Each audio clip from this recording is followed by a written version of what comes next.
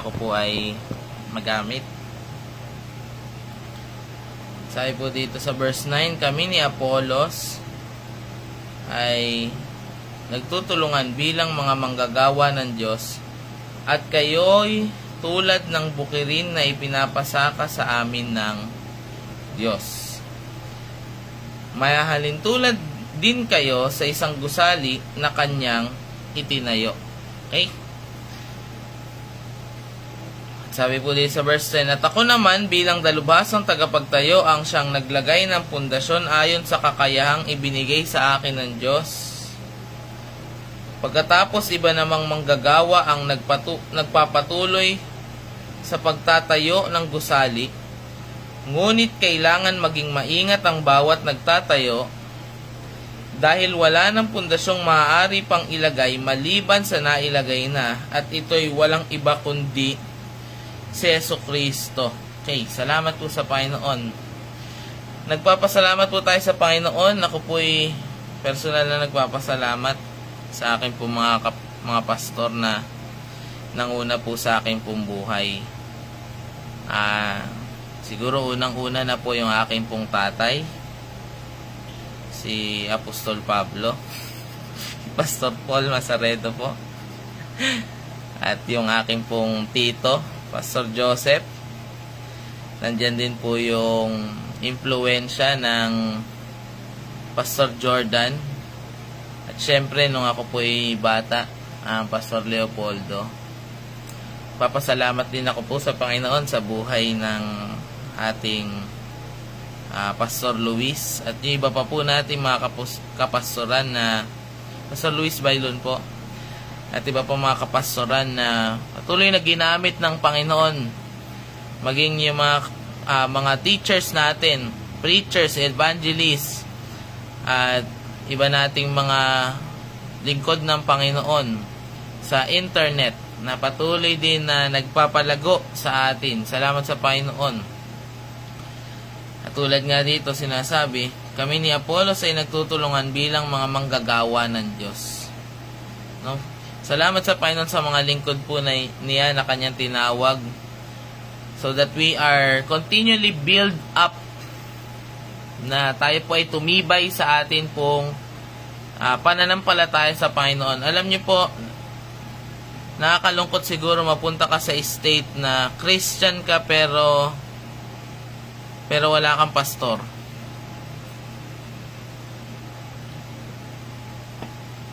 Kumakailan meron po akong kausap na wala na daw siyang pastor.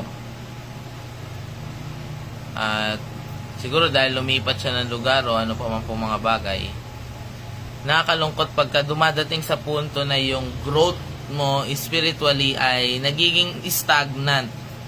No, hindi natatapos o nagiging mabagal. Kasi wala kang pastor na patuloy na nagde-disciple sa inyo. Kaya ako po ay nagpapasalamat sa Panginoon sa mga lingkod niya na naisama din po ako sa misyon ng aking pong tatay, at nakita at narinig ko yung mga mensahe ng Panginoon na patuloy na nagpalago po sa akin. Kaya po ako ay naniniwala na napakahalaga sa buhay na isang Kristiyano, lalo na po yung mga nagsisimulang Christian sa atin, nagsisimulang maglingkod sa Panginoon, na meron pong lingkod niya na humahawak po sa atin para tayo ay palaguin sa salita ng Diyos. Amen. Sabi po dito verse 10, at ako naman bilang dalubhasang tagapagtayo ang siyang naglagay ng pundasyon sa kakayahang ibinigay sa akin ng Diyos. No, salamat sa Panginoon sa mga lingkod niya na patuloy niyang kinakausap, no? Patuloy po niya pong ginagamit po para sa atin. Nauuso ngayon yung online Christian. Christian sila pero hindi sila nakakapag-church. No. Madali yung pagiging Kristiyanong ganon. Bakit? Kasi walang pastor na nagtitingin sa'yo. Walang mga church leaders na patuloy na sasawayin ka o i-disciple ka. Ang pagdi-disciple ay hindi dapat tinitigil. after 6 months. Yung patuloy, yung pagdi-disciple, yung pagiging isang disciple ng Panginoon, no? A couple of years where you serve God, your church, and even your pastor. No, napakalaga na. No, matuto tayong sumunod, makinig, maglingkod para patuloy po tayong lumago sa mga salita ng Panginoon na nagmumula sa kanya pong mga lingkod. Sabi kailangan maging maingat daw yung mga lingkod ng Panginoon, na katulad po natin na wala na ibang pundasyon ng mailagay kundi ang Panginoon. So kailangan dumating sa punto po na bawat isa sa church natin o bawat isa sa atin ay i-check natin yung ating pundasyon kung gaano tayo katibay sa kaalaman natin tungkol sa Panginoong Yesus. Napakahalaga po na ngayon ay matibay o maalam tayong magpaliwanag o magturo patungkol po sa Panginoong Yesus, kasi dumadating na yung panahon na ibang Yesus na yung naipapangaral po sa mundo. Hindi na yung Jesus na nagtuturo ng kabanalan at pagsunod sa kalooban ng Diyos. Ibang Jesus yung nakikilala ng mga tao. No, na dumadating na ngayon yung punto po na mga tao ay tumatayo sa kasalanan at pinaniniwala ang nasa kalooban sila ng Diyos. Sabi ng 1 Corinthians chapter 2 Corinthians chapter 10. 2 Corinthians chapter 10. Tingnan ko lang po, hanapin ko lang po. Sabi, the weapons of our warfare is not carnal. Sabi dito, 2 Corinthians chapter 10 verse 4. Sabi po dito sa 10 verse 4.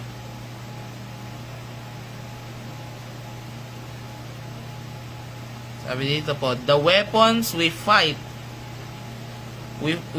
with are not the weapons of the world, no?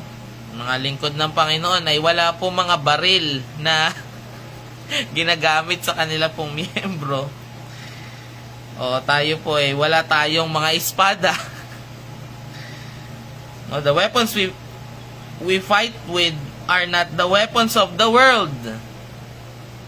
O, yung armas natin ginagamit ay hindi armas na pansanlibutan na panggera. Sabi, on the contrary, they have divine power to demolish strongholds. No? Sabi sa King James, the weapons of our warfare is not carnal, but mighty through God for the pulling down of strongholds. Kailangan, kailangan meron tayong mga lingkod ng Panginoon na patuloy na ginagamit ng Panginoon para sa atin. Para patuloy tayong tulungan. Yung mga salita po ng Panginoong Yesus, yung mga salita ng mga apostol, mga sinulat na ating mga propeta, yan yung mga armas natin po, yung salita ng Diyos, the sword of the Spirit, for the pulling down sa NIV, to demolish strongholds, divine power to demolish strongholds. No, yung dating pumupundasyon sa iyong buhay, understanding and belief. No, kinakailangan basagin yan at itayo si Jesus. At sabi po niyan, we demolish arguments and every pretension that sets itself against the knowledge of God. Merong mga kaalaman na tumatayo against the knowledge of God, and we take captive every thought to make it obedient to Christ. Making everything in obedience to Christ.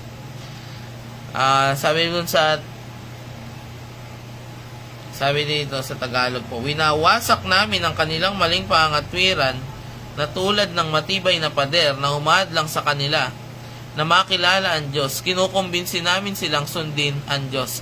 No? Make it captivity sa Panginoong Hesus. Dito makikita po natin, napakahalaga talaga ng lingkod ng Panginoon sa buhay ng isang tao po. Na nagtitingin sa iyo po sa kung ano yung iyong katatayuan at kalagayan spiritually. Oras na. Sa verse 12, sabi po, balik tayo po, 1 Corinthians chapter 3, verse 12. Salamat po sa Panginoon. Sabi diyan, may magtatayo sa pundasyong ito na gagamit ng mabuting klase ng mga materyales, gaya ng ginto, pilak, at mamahaling bato. So ano yung kanina po? Ginto, pilak, mamahaling bato. Mula doon sa pundasyon, itatayo yung bahay, itatayo yung pananampalataya. Yung sunod na mga materyales ay napakahalaga din po. Ginto, pilak, at mamahaling bato. At base po sa akin pong karanasan at paglilingkod sa Panginoon, pagkatapos ituro sa atin, ipangaral sa atin yung Gospel of Jesus Christ, Gospel that saves, napakahalaga ng mga elementary teachings ng ating Panginoong Hesus, elementary doctrines ng ating pong Bible, and principles and parables of Jesus Christ. Principles and parables of the Bible. No, napakahalaga din ng mga istorya ng Biblia na nakakapagpalago din ng atin pong pagkakilala at pananampalataya sa Panginoon. No? Nakakalungkot sa mundo po na ito, pagkatapos malaman na si Jesus ang namatay para sa kanila, yung iba na tumitigil na sa pag-aaral, hindi dumadalo ng discipleship, hindi dadalo ng prayer meeting, ng Bible study. Anong gagawin? Makikinig lang sa vlogger pa, papakinggan. Eh syempre, si Jesus, tapos pundasyon mo si Jesus, tapos kung ano-anong katwiran ng mga tao. Kung ano-anong pag-iisip ng mundo. Kinakailangan pagkatapos ng ating Panginoon bilang foundation, tumayo yung ating pananampalatayang matibay sa pamagitan ng mga salita po ng Panginoon. The principles of the Bible. No? Tuturuan niyo isang tao na it is more blessed to give than to receive. Tuturuan niyo isang tao, vengeance is mine, says the Lord. No? Tuturuan niyo isang tao na wag ninyong gantihan ng masama. Sa halip, talunin ninyo ang masama sa pamagitan ng mabuting gawa. Tutulungan niyo isang tao na you are the light, you are the salt and the light of the world. Tuturuan niyo ang tao ng obedience is better than sacrifice.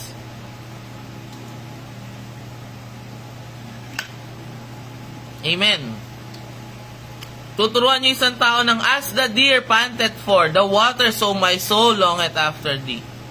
Tuturuan niyo isang tao, it is to take refuge in the Lord rather than men.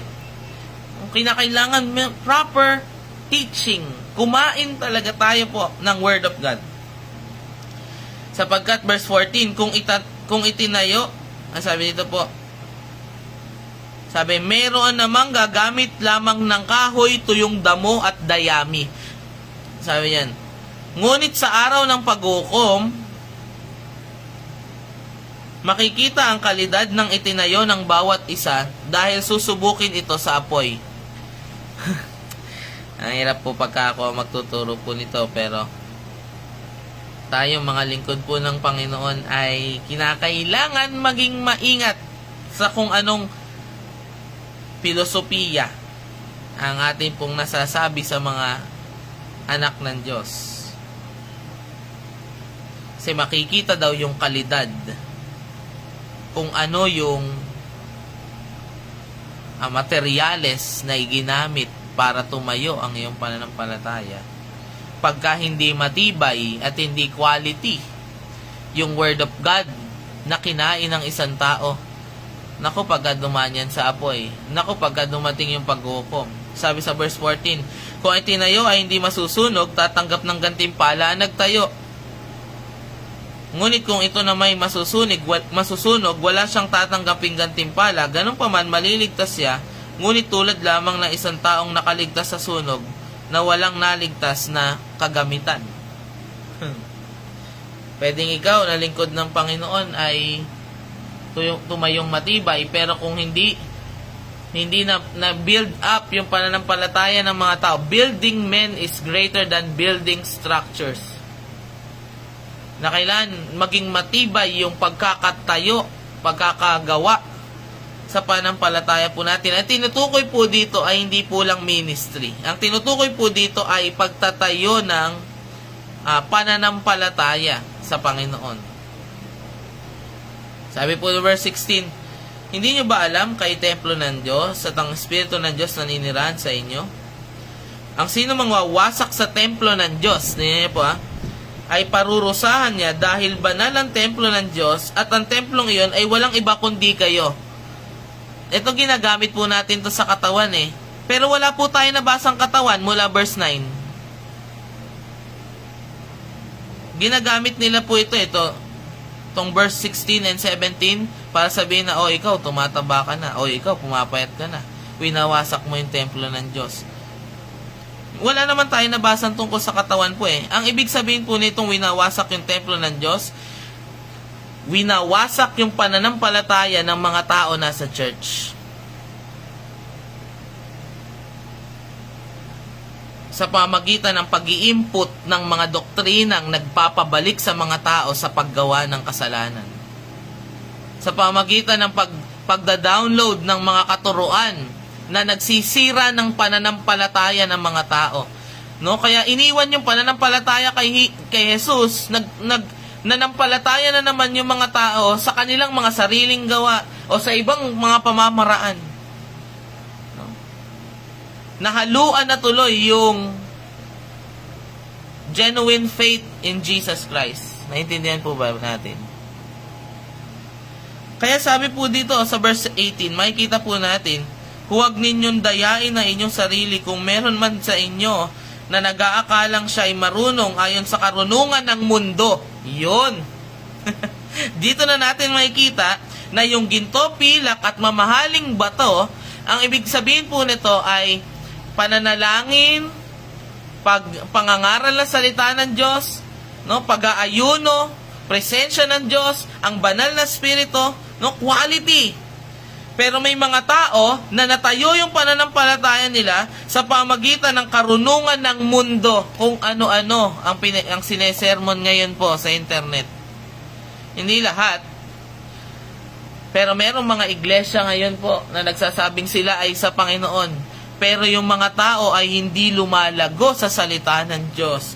Minsan nakapakinig po ako ng isang sermon, binuksan, nag-scripture reading, natapos yung sermon, hindi na ulit nagbukas ng Bible. Paano lalago yung mga tao? Hindi na ulit nagbukas ng Bible. Konti lang yung verses, konti lang yung tunay na salita ng Diyos. Sa halip, nagkwento ng buhay ng tao. Pati basketball player, ginagawa ng lesson. Pati si Dr. Jose Rizal, yun ang bida. Biglang, hindi gumagamit ng mga scientific, ng mga balita. Pero pagka isang buong taon, pagkatapos mag-scripture reading, amen. Alam niyo mga kapatid, ngayong taon na ito, ganito po, nakita po natin, sa politika po natin. Sa pulpito, politika pa rin ang pinag-uusapan. Tapos biglang sesegwayan ng lesson. O kaya tinitwist yung scripture. Ano nangyayari po dun sa mga tao? Mahina. Shaky yung faith. Sabi po dito, kung meron man sa inyo nag-aakala siya ay marunong ayon sa karunungan ng mundo, kailangan tigilan na niya ang ganyang pag-iisip upang maging marunong siya sa paningin ng Diyos. Sapagkat ang karunungan ng mundo'y kamangmangan lamang sa paningin ng Diyos. Ayon nga sa kasulatan, hinuhuli ng Diyos sa marunong sa kanilang katusuhan. At alam ng Diyos na ang mga pangatwiran ng marurunong ay walang kabuluhan. Dito po sa Epeso, dito na po tayo magtatapos. Kaya kailangan talaga po we are properly pwede natin gamitin siguro yung salitang mentored and discipled by the Word of God. Hindi tayo pwede pong magdisipulo na hindi natin gamit yung sinabi ni Jesus. Kasi pagka yung hindi salita ni Jesus, yung pinakain natin sa mga tao, hindi sila disipulo ni Jesus. Pagka sarili natin mga prinsipyo, kaalaman, kaunawaan sa siyensya, kaunawaan sa katalinuhan ng mundo po na ito, no? Hindi tayo makaka-build ng mga taong disipulo ng Diyos. Pero kung salita ng Diyos ngayon po, ang tiyak natin pinakikinggan sa pamagitan ng ating mga leaders sa church, tiyak na yung pananampalataya natin tatayong matibay sa huling panahon po na ito. Sabi dito sa Efeso chapter 2, chapter 4, chapter 4. Efeso chapter 4. Sabi dito po, ang iba'y, chapter 4 verse 11, ang iba'y ginawa niyang apostol, ang iba'y propeta, ang iba'y mangaral ng magandang balita, ang iba'y pastor, at guro. Sa ngayon na po, pwede natin sabi, yung iba teacher ng Bible school, yung iba district supervisor, yung iba senior pastors natin. Ginawa sila ng Panginoon.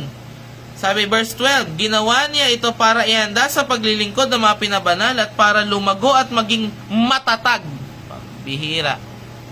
Maging matatag sila bilang katawan ni Kristo. Sa ganoong paraan, maaabot nating lahat ang pagkakaisa sa pananampalataya at pagkakilala sa anak ng Diyos at ganap na lalago sa espiritual nating pamumuhay hanggang maging katulad tayo ni Kristo. Paano natin makikita yung paglago? Paano natin po makukuha?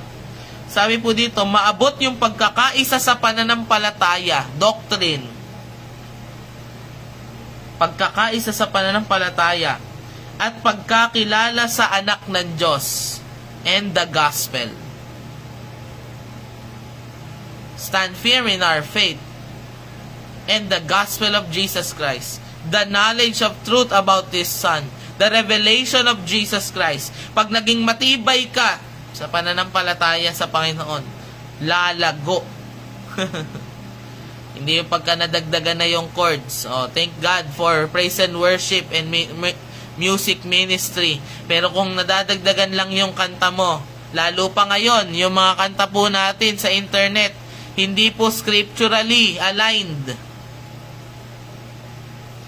Isang araw po, nag-prayer meeting kami, kinanta namin dito po sa church yung But I know who holds tomorrow, and I know He holds my hand.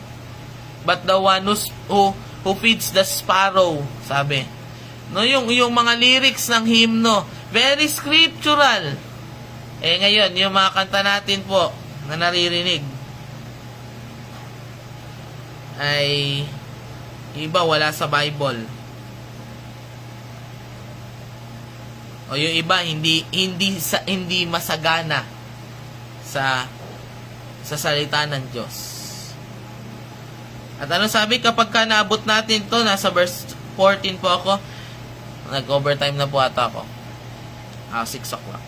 Kapag ka naabot natin, hindi na tayo tulad ng mga bata na pabago-bago ang isip at nadadala ng iba't ibang aral ng mga taong nanlilin lang na ang hangad ay dalhin ang mga tao sa kamalian.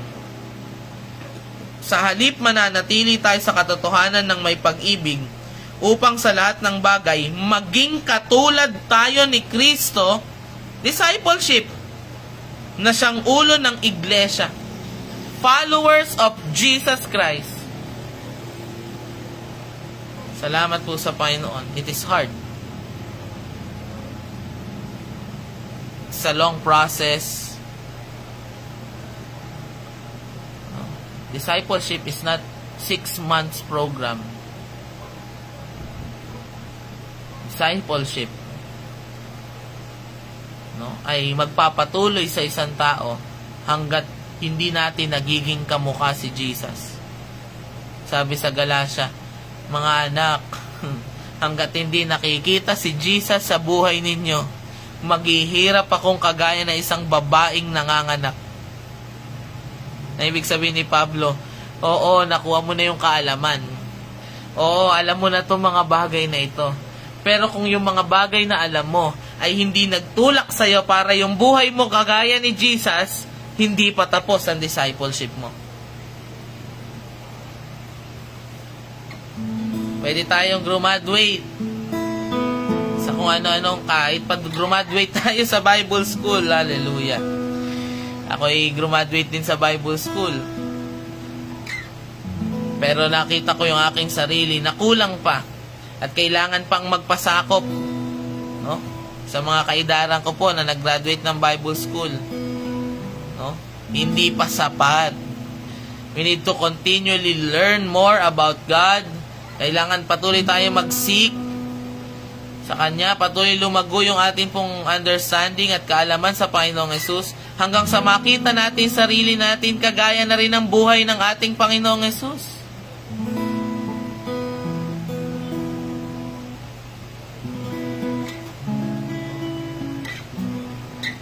Hallelujah. Salamat sa inyo, Panginoon. Tayo po'y manalangin. Lord, patuloy po kayong tumawag ng inyong pong mga lingkod. Salamat po sa inyo, Panginoon. Send more laborers na patuloy na magtatanim at magdidilig. Magtatanim at magdidilig. Magtatanim at magdidilig at mag-aani sa inyo pong kaharian. Mga kapatid, sabi ng salita ng Diyos, magpakasipag tayo sa gawaing ibinigay sa atin ng Panginoon. Yamang alam natin na hindi mawawalan ng saysay yung ating mga ginagawa para sa Kanya. Our labor is not in vain. Medyo mahirap talaga na maglingkod sa Panginoon. Nakakapagod physically. Pero habang napapagod yung ating mga katawan, patuloy na lumalago ang pananampalataya at espiritu ng bawat isa. Kaya Panginoon, patuloy niyo pong pagpalain ng mga lingkod po ninyo, mga kapastoran, mga Bible study leaders, mga tao na sumusuporta, tumutulong sa mga gawain. In the name of Jesus. In the name of Jesus. Salamat po sa inyo, Panginoon, sa umaga po na ito. Pagpalain niyo po, Panginoon, yung mga lugar na ginagamit sa discipleship at Bible study. Yung mga churches, Lord, ingatan niyo po sila. Napakahalaga na meron kami pinagtitipunan. Lord, yung mga nagpe-pray ng mga bagong simbahan, ng mas malaking simbahan, patuloy po kayong magkaloob, Panginoon, sa kanila. Yung mga nagpe-pray ng mga Bible study, patuloy po kayong kumilos po sa kanila, Panginoon. Upang maabot, Panginoon, ang bawat isa, maabot ang mga kaluluwa, Panginoon. Salamat po sa inyo, Panginoon, sa umaga po na ito. Ingatan niyo po kami, Panginoon. Ingatan niyo po, Panginoon, kami, Panginoon. Sa anumang gawa ng kaaway, sa aking puso't isipan. Sa pangalan ng Panginoong Hesus, Ama, hinihiling ko po, patuloy na mapalitan ng kaalaman at karunungan na nagmumula sa inyong salita. Yung kaalaman at karunungan ng sanlibutan sa isipan at puso ng mga tao. To demolish anything that exalts itself against the knowledge of God. Lahat ng mga bagay na nakikipaglaban sa aming pong pananampalataya, we cast it down in the name of Jesus. Salamat po sa inyo, Panginoon. Pagpalain niyo po inyo po mga lingkod at mga anak na ginagamit po patuloy sa araw po na ito. Sa mga magtatrabaho at mag-aaral, kayo po ang patuloy na sumama sa kanila at mag-ingat po sa kanila. Salamat po sa inyo, Ama, sa inyo pong biyaya. Pinupuri po namin kayo, Ama. Ito po aming dalangin sa pangalan ng Panginoong Hesus. Amen. Amen. Purihin po ang Panginoon. God bless po sa bawat isa. Salamat po sa Panginoon.